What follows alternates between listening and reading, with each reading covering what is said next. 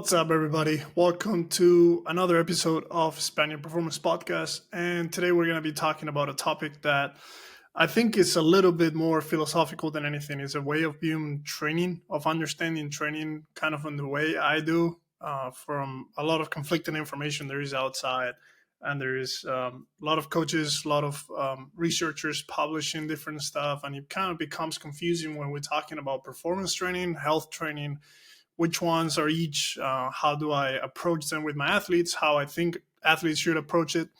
Once again, everything I talk about here is kind of my interpretation of the science, interpretation of the work of other coaches that I've met, that I've been mentored by, of other coaches that I work with, and the work that I have done with my athletes.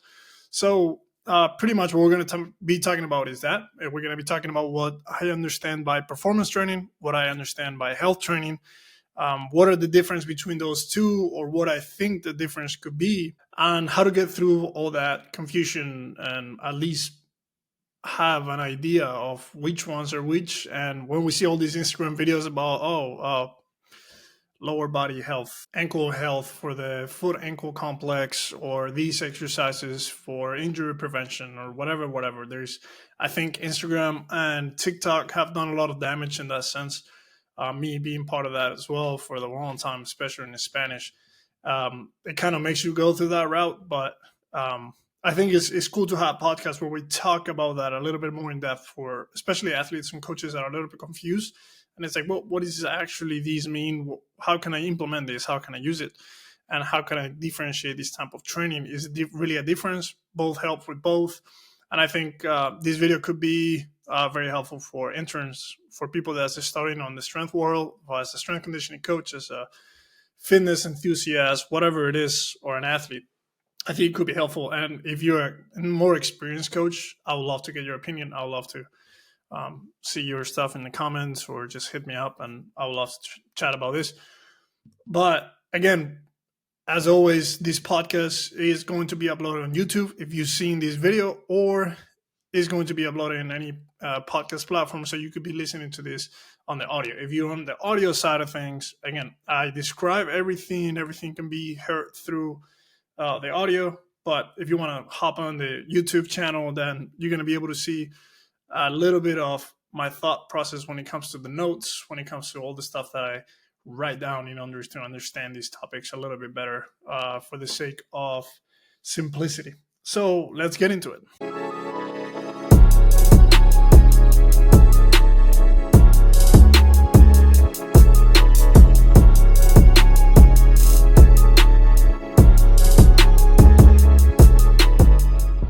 So like I just said, on the topic for today, we're going to be talking about performance and health training. What are the difference between those two, and how do I classify them? I think the first thing that we need to understand is that no training has one goal. Everything we do is going to affect several structures, several tissues. It's going to have several outcomes, and it's going to give us several results. So one thing is never going to be this or that. One thing is always going to target a lot of things at the same time. But a lot of the times we might be doing it with one simple purpose, but we also need to understand that there's a lot of things that are going to be targeted at the same time. Even though we're just looking for a hypertrophy, let's say we can get strength from it, maybe we can get higher motor unit recruitment, whatever it is that is going to happen, and we think as a goal of the training that we're doing for our athletes, there's several other things that are going to happen. So we need to understand that there's never one thing that's for performance, or one thing that's for health. Whatever you do for health is going to help performance directly or indirectly, and whatever you do for performance is going to help with the health of the athlete directly or indirectly. So the first thing I think we need to do is that we need to define performance, and we need to define health. And for me, the performance of an athlete is going to depend on force and timing, how they apply that force, how much force they can apply, how fast they can do it, and if they can do it on the right timing. And I don't think when we talk about a sport that's very complex, like basketball or football, soccer, we need to understand that it's not always about how fast you can produce as much force as you can, but in so many cases, it's about if you can produce the right amount of force in the right timing. we see a lot of actions like in basketball, like the slow step, where you take a step for a layup and you kind of slow it down so the defender kind of goes past through you, or we do a step back, or there's different things on the game that are not always going to be as fast as you can, as much force as you can. It's not always going to be like that, and there's a lot of actions that can prove that. And for me, athleticism and performance and athletic performance is that in a lot of cases, you need to have the ability to produce as much force as you can, as quick as you can. But in a lot of instances, you're going to have to be able to have a lot of control over your body, have a lot of control on different planes, and blah blah blah. So it's not only one thing; it's force and timing, and that's going to define a lot of things. Timing can be fast, timing can be slow, or it can be just on the right time. And force is always going to be as much as you can, or just the right amount.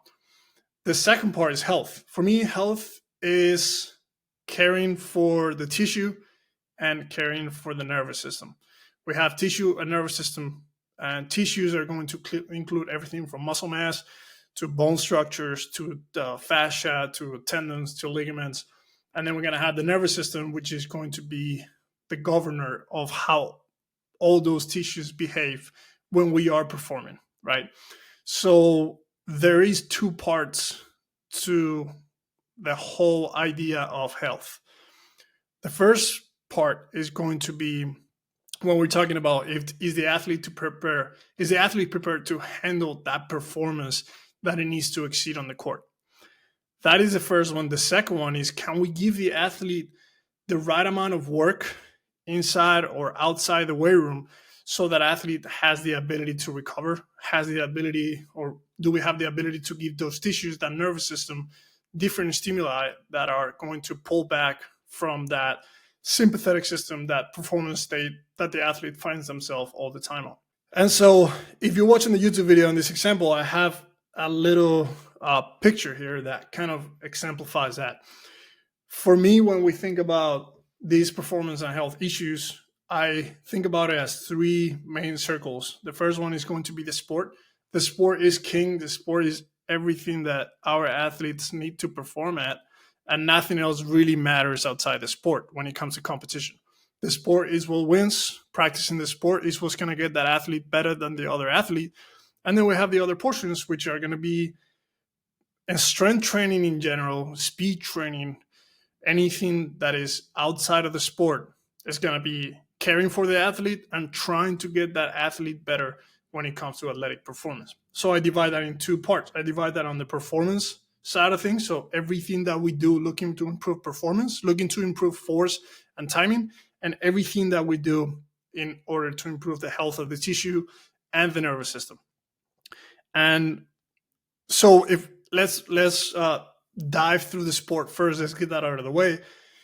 But we need to understand, like we said, everything that we do in the sport, practice, games, warm-ups, drills, any traveling, all of that is going to be affecting health.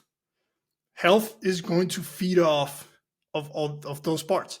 The right amount of stimulus that we get on the sport is going to play a huge role on how healthy is the athlete going to stay throughout the season. Let's say, to put an example, that the athlete does not practice the sport at all, and he's doing all the performance and all the health training, but he's not doing absolutely anything when it comes to the sport. It doesn't matter how much performance training, that's how much health training, how much squats, how many plyometrics or sprints you do. If you go to the sport to do the actual movements on the sport at actual speed, you probably had a very high chance of getting injured or having an issue. Because the sport is king, the sport is a skill that cannot be replicated in any other part of our training. However, if you do the sport and you don't do any health or any performance training, if we want to divide it on those parts, let's say we don't do any work outside, there's a lot of chances that you're going to get injured, but there's also a lot of players that have gone through their whole career without doing any of that, without getting injured. And that's why sport is king. I'm not saying all the performance side or the health side is not important. It's great. It's amazing. It's a reduction in a lot of cases of 50% of chance of injury. We know that. But we also know that a lot of players have gone through their whole career without having to need that. Maybe they would have been better. We could argue that, but we can't prove that. So that's one more time why I say sports king. Our job is on the bottom half. Of course, is on the sport. When it comes to the sport, it's gonna be everything about load management, about GPS data, about talking to coaches, communication, and all that stuff. But now in this video, I'm just talking about the trainables, everything that we can do actively with our athletes. So when it comes to both of these, the health training and the performance training, they're both going to be interlocked. Everything we do is going to play a role with the other, and is going to affect health almost in the same way, but in a different way at the same time. Like we said before, the way I think about preparing the athlete to be healthier is two ways. First, all the stuff that we do during performance training, let's say heavy strength training, fast lifting, overcoming isometrics, plyometrics, change of direction, sprinting, Olympic lifts, ballistic lifting, anything that we do, what are we trying to do other than increasing performance and increasing the outputs of the athlete on the court or on the field, is to help them prepare to handle those forces, maybe smaller, maybe higher at some point during their sport. That is preparing, that is creating resilience of the athlete. The other part of health is giving them work, and that's why I classify that the health training, although both of them contribute to health once again, but it's going to be imposing a different type of movement into our tissues, into the nervous system, which is pretty much going to pull back from that performance state that we have on the court all the time. Everything on the court most of the time is going to be forceful, is going to be fast. What we want to do is to apply that force in a different pattern. We want to be a little bit slower, and maybe we want to handle a little bit less forces with more time under tension. There's different ideas that we can follow in order to do this, but that's where I draw the line. That's what health training is for me, and that's what performance training is for me, even though, like we said, they're both contribute to health. So to just make a small classification, strength training for me is going to fall in both categories. It's all going to depend on how we do that strength training. When we talk about the basic lifting, dynamic efforts, however we want to call it, to me, that's going to fall on both sides. That's going to help both ways because it's going to give us a different stimuli for the athlete. And it's also, in a lot of cases, especially in the first stages of training, is going to help a lot in the outputs of the athlete on their sport. But then if we go a little bit deeper into it, if we look at plyometrics, overcoming isometrics, sprinting, change of direction, fast lifting for me is going to be most of the time fast eccentrics, where we still handling high amounts of load, and we're lowering the weight as fast as we can to then stop that weight, change the direction of the weight, or change the direction of the movement. And then Olympic lifting, ballistic. And I put right in the middle between the sport and performance training playing games and giving the athletes a little bit of everything, where the goal is still outputs, the goal is still timing, the goal is still performance, but with a different goal in mind, right? With a different goal in terms of the end goal of the game that we're playing. If I have volleyball players, one of the things that I love to do with them was, if at the beginning of the workouts, to play knockout. That was just a fun training. We could also play dodgeball. We could play spike ball. We could do different things on the sand. We played beach volleyball. We did different things in order to give the athletes that variability inside something that is looking for outputs at the same time. So that's kind of why I put it right in the middle between the sport and performance training. And then on the health side of things, I'm going to classify everything else that is slower contractions, that is higher time under tension, that is higher or increasing range of motion of the lift. And for me, I give a lot of examples, and we could probably be all day talking about this, but any extensive work that we do, especially talking about plyometrics or tempo runs or different change of direction at a lower pace for higher reps, yielding isometrics, loaded movement. In this case, this is going to be just different movement patterns where we kind of adopt positions that are going to be similar in the court. Especially I've done this with basketball and with volleyball players. And this is not trying to imitate the movement on the court. This is trying to adopt similar positions where we're going to get into the sport, just to put those positions into a different contraction ability. So slower contractions, higher time under tension, and increased range of motion. And I'll talk right in just a second about that. And then tempo work, like really increased tempos. We're talking about 5-second eccentric, 5-second concentric, even with like a 5-second isometric where we slow down the tempo a lot, and deeper range of motion. Some of these can be combined. I love deep range of motion, especially working with like lighter weights or weights that are still challenging in those ranges of motion, because I think it can give especially two of those things. One, the increased time under tension, and the second one, which for me is really important, the increased range of motion. So that's how I see it. That's how I classify it when it comes to this training. Everything is interchangeable. We can use it in different ways, but that's just one of the ways I like to do it.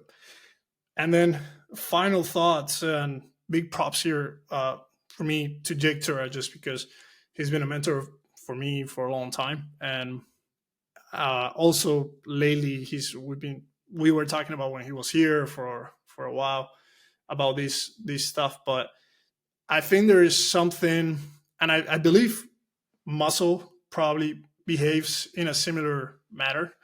But one of the things of why my way of thinking has been this way between performance and health is because of the behavior of tissues like tendon and fascia. Like, one of the things that we know, I was talking to Coach Patel at Quinnipiac University as well one day that I came visit, and the way he put it into words was pretty insightful. Tendon and fascia being tissues that have viscoelastic properties, pretty much what it means is that it can behave in two completely different ways depending on how the load is applied on them. If those tissues are applied on high amounts of force in a fast manner, they can be extremely stiff. And if they could be applied high amount of force or medium amount of force in a much slower manner, they could be very pliable. So they could stretch a lot. So to me, if we think about performance, the ability of those tissues to be very stiff is what we pretty much hammer on for performance most of the time. So doing that slower, higher force, or high force, slower, higher range of motion stuff is going to feed into that ability of the tissue to be pliable, giving them a different way of moving, different way of contracting, different way of stretching, however we want to call it. And what I'm showing on the screen right now is a table of a study that I will link below that I was reading. And it pictures it pretty well when it comes to these viscoelastic properties, especially here is talking about the tendon. Pretty much what it talks about is how the mechanical load level is going to affect the adaptations that we are going to get over that tissue, right? And he talks about how low mechanical load is not going to have positive adaptations over the tendon. And we know that because on the research, when we look at tendon injuries, we know that the tendon does not like to be completely still. It is a tissue that does not react well to somebody just not moving, to somebody not doing any kind of activity. We also know that if you apply excessive mechanical load to the tendon, we're talking about plyometrics, jumping, sprinting, change of direction, then that is something that is going to degrade the tendon at the same time. It's going to be something that the tendon doesn't like. And yes, it's going to help the tendons get prepared for actions like that, like we talked about. You have to expose them to that high load, but at the same time, only doing that high load is going to create issues on the long run. So the moderate mechanical load is what fixes that. And the moderate mechanical load is everything that we just talked about on the health side of things, right? All of these exercises that we mentioned are going to be something that's going to help create those positive adaptations on the tendon, on that tissue that has the viscoelastic properties. So that's one of the things that make me classify training in this way. And then lastly, ligaments. I think this is tricky portion of things. I think, in my opinion, ligaments are one of the tissues that is harder to target directly, or to at least have an idea of what can help them or what cannot. And I think that, to me, in order to train, the ligaments are a tissue that you're probably better off just training every, or like having the idea that you're training every other structure in order to take a lot of pressure away from the ligament, and the ligament being one of the last resources for the body. And it's not the last resource because it's acting at the same time that the other tissues are, but you don't want to impose, or you don't want to be unprepared for the actions in terms of the rest of the tissues, because in that sense, then every load, all the load is going to go into the ligament, and if the ligament is also not prepared, then probably we're going to run into some issues as well. That's why all everything else that we do matters in order to prepare all the tissues, and it's probably going to also prepare the ligaments, although we don't have as much evidence when it comes to what kind of adaptations go on in the ligaments, and that's why I don't really talk about that here. But in general, those are kind of the ideas that I wanted to put into this video, in order to understand the classification of the type of training that we do, and why some training could be more thought of to be for health, and why some training could be more thought of to be for increasing performance. But both of them are going to contribute to the ultimate goal, which is to increase the health of the athlete throughout the season, throughout their career. And I think one of the key things is that this needs to happen from the beginning. It, at any point that an athlete starts training, female or male, and at the earliest age that they start, these type of work should be implemented. It doesn't always have to be the same way. It doesn't have to be heavy lifting from the beginning. There's so many things that you can do to provide these type of adaptations, but I think they should be started at the same time that kids start playing one or several sports. So once again, thank you so much for being here. Thank you so much. If you got to this portion on this video, which is like one of the first on my English YouTube channel, then thank you so much. You're probably one of three. So hopefully this keeps growing. Hopefully people start getting hooked up, and people start finding some kind of value in these podcasts and everything. I do want to bring people into the podcast as soon as I can, but I appreciate you so much.